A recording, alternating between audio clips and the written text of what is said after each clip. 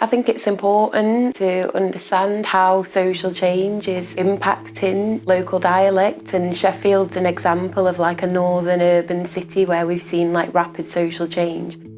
My name's Johanna Blakey. I'm studying a PhD in linguistics at the University of Sheffield, studying specifically dialectology in Sheffield. We're here today working on a project for the Festival of the Mind, which is happening at Sheffield University, and I'm working in a collaborative partnership with Steve Roche, who's a local stonemason, and we're putting some Sheffield dialects into stone and asking the question, is the Sheffield dialect set in stone?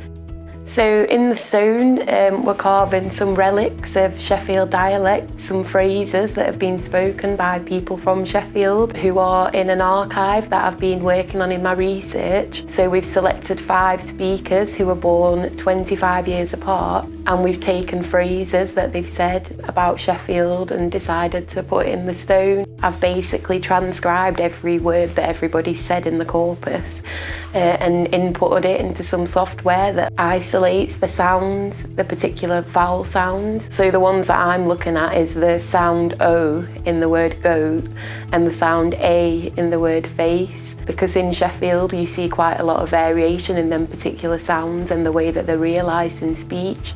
So this piece of software is pulling all them sounds out for me from like speakers born across the last 100 years, and then measuring the sounds and giving me numbers of the frequencies, so that then I can visualise it and model it and say, this is what the vowels look like and this is how they've changed. At the beginning of the year in February, I recorded some local people to add their voices to the archive so that we can compare them to the older speakers in the archive.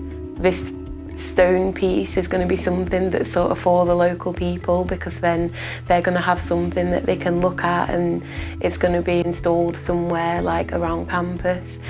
So local people will be able to come and sort of see a little summary of what the research found.